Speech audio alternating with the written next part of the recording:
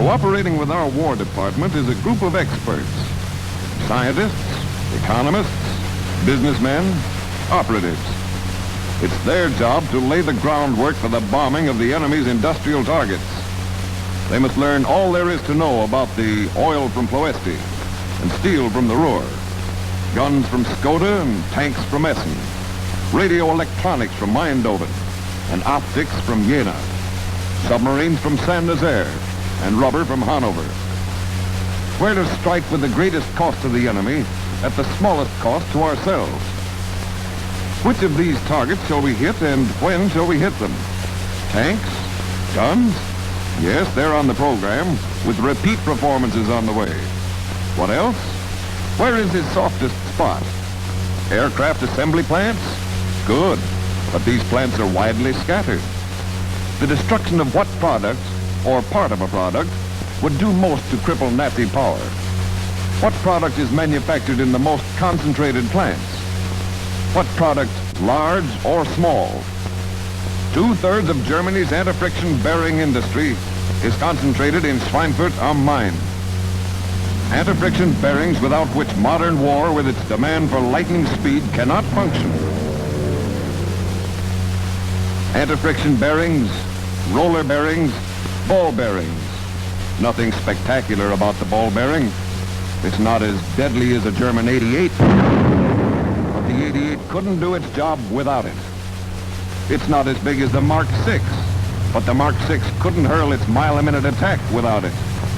Bearings, 4,000 of them in a Dornier, 2,000 of them in a Focke-Wulf 190, 1,000 of them in the controls alone of a Junkers 88. Bearings made with 1/20,000th of an inch tolerance, so dependent on perfection that one faulty ball in a propeller shaft could cause this. Small, insignificant balls of steel, but essential to everything German or Japanese, American or British, Russian or Chinese that moves, steers, and aims, and swims, and fires, and hits. Bearings in the machines that make the bearings. Bearings in the trains that carry the bearings. Bearings in the American bombers that must destroy the bearings that turn in Nazi weapons. Why attack the Ruhr industry when the key to the whole industrial setup is this small part? Schweinfurt not only makes bearings, but makes the machines that make the bearings. Schweinfurt must be so bombed that assembly lines all over Germany will shut down. And when they start up, Schweinfurt must be bombed again. And now, what is known about the target itself?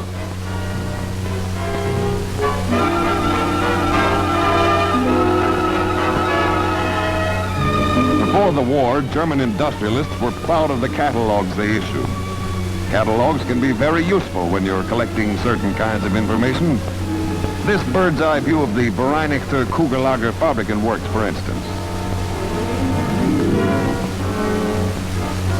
Or this glorified version of the Kugel-Fischer plant. But catalogs stopped when the war broke out. First-hand, up-to-date information is necessary now. The files of the Department of Justice are available whenever it's necessary to locate a desired individual.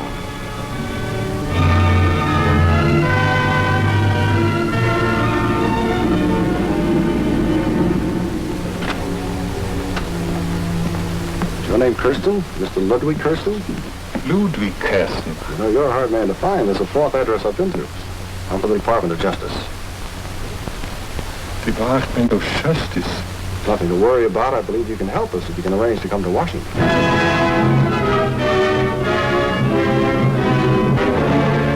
Mr. Wilson, Mr. Kirsten. How do you do, Mr. Kirsten? Sit down, please. Thank you. Mr. Kirsten, when were you in Germany last? September 1941. I escaped from a concentration camp in Dachau. Oh. When we began 85, 90 hours a week to work, We try to form our old union again. I see. My friend, they shot me this into Dach. What was your job in Schweinfurt? Foreman of the heat treating department in the ball bearing section. I see. Wait, I brought you some figures. Splendid. My little grandson. Oh, you have a grandson, huh? He's in America now. Not one word German he speaks. Only English. You're proud of that.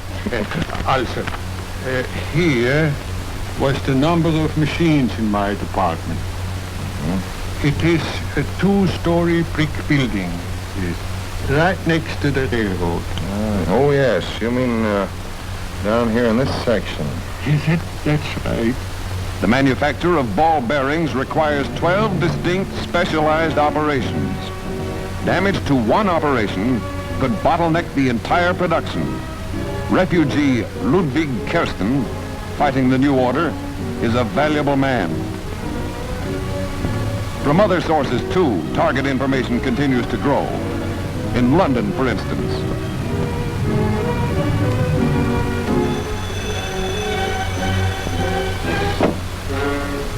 Briggs speaking. This is Kerwood. I believe we have a man you'll be interested in. Yes, tomorrow morning at 9 at Intelligence Headquarters. Colonel Walters. Oh, thanks. I'll be there. Cigarette, Lieutenant? I prefer my own. You were once employed as a sales representative in Berlin, is that right? Selling anti-friction bearings, I believe. I have no obligation to tell you anything. Quite right, Lieutenant. No intention of insisting. But since we already know so many things about you, Not half as much as we know about you English. including the latest statistics on our production of anti-friction bearings? Yes. One of our new factories alone is turning out double the quantity of your most efficient factories. At least 30,000 pieces a day.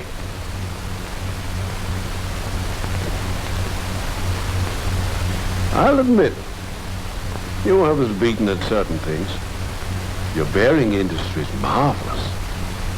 Especially the new diesel power equipment at Schweinfurt. Isn't that so, Lieutenant? Yes. And that power plant is well concealed from your verdammte bombers. I have no obligation to tell you anything. I'm right, Lieutenant. We have no intention of insisting. Target information has been steadily growing. Yet certain known objectives must still be located.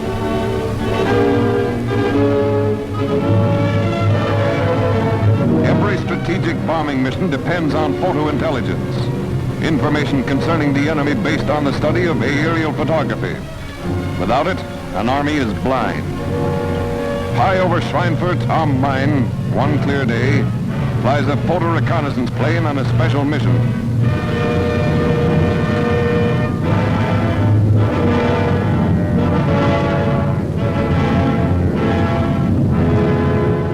At Central Interpretation Section, Headquarters Air Force Intelligence, officers study every detail of the assembled photographs.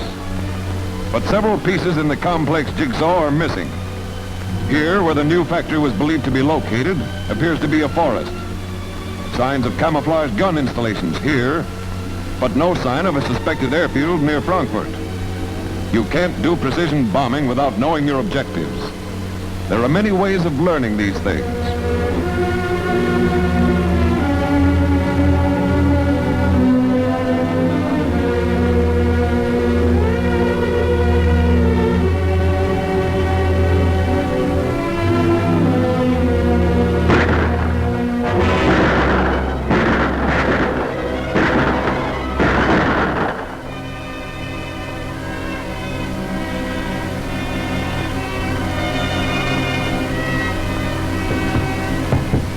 Come.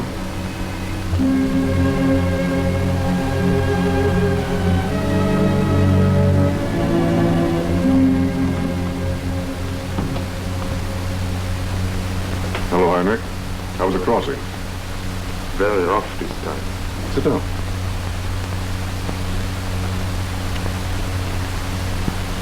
No, thank you.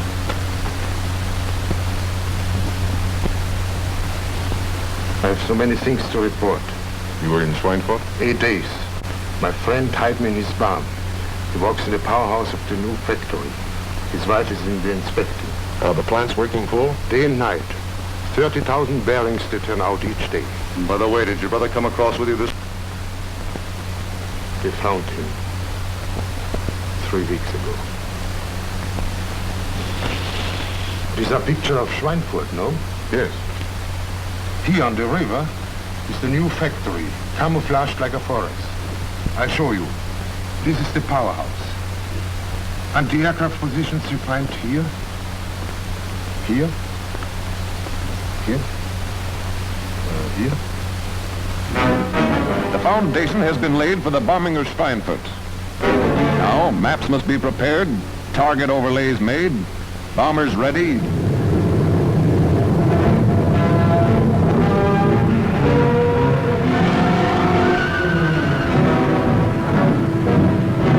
Crews briefed on course, altitude, weather, communications. All the technical wisdom essential to pinpoint bombing.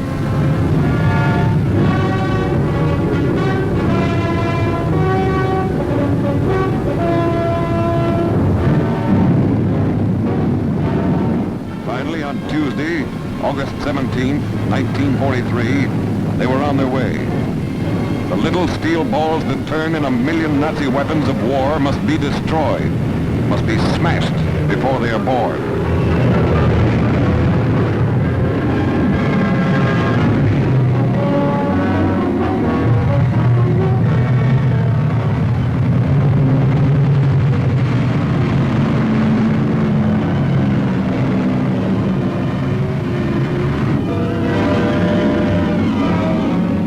Distance from home base, 500 miles.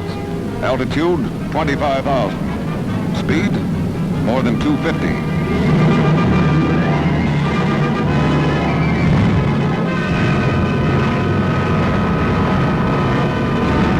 Objective sighted. Open bomb bays. Steady now. And bombs away.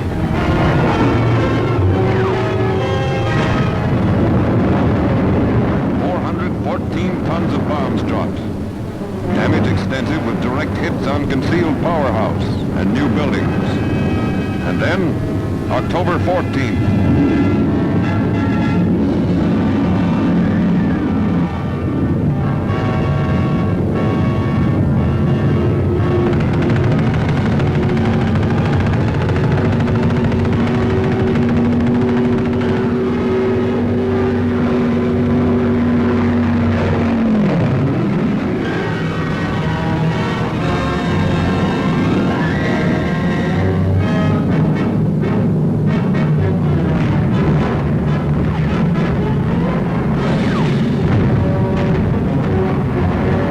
573 tons of bombs dropped.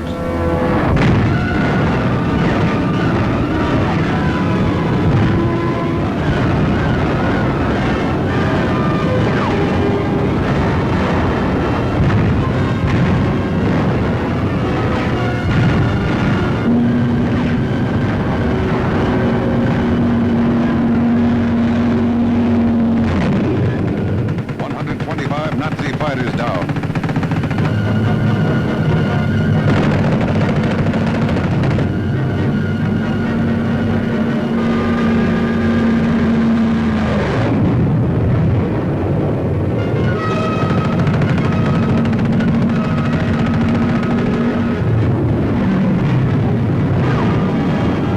Our losses, 60 bombers, 593 men. Men like these who knew they might never come back.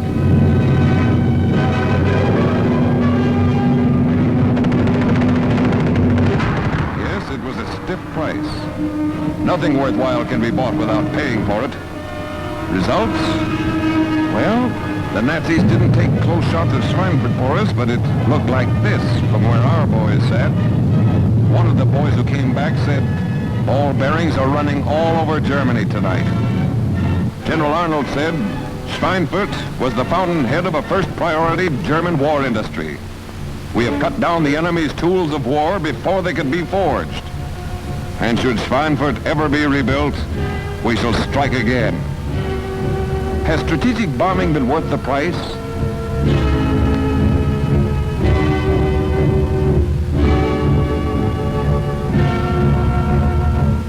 Is German war industry being curtailed? Here's one of the answers.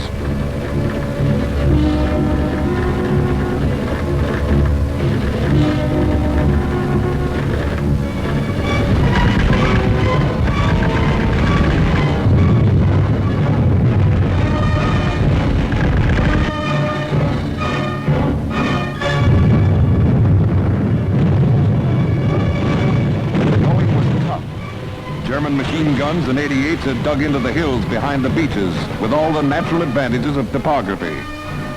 Lots of American boys were killed. Kids from the South, the Middle West, California, New England.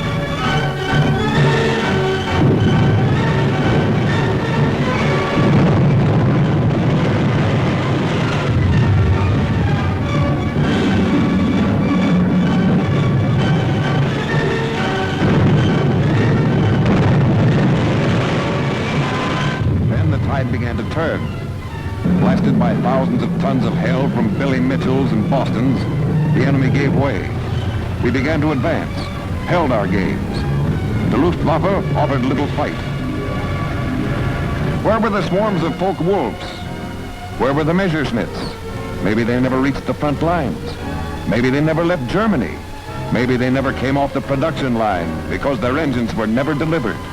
Maybe their engines were never delivered because the ball bearings were missing. Trucks were abandoned in the enemy's retreat, and tanks.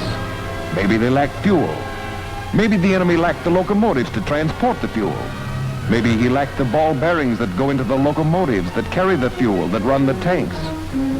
The real battles are ahead.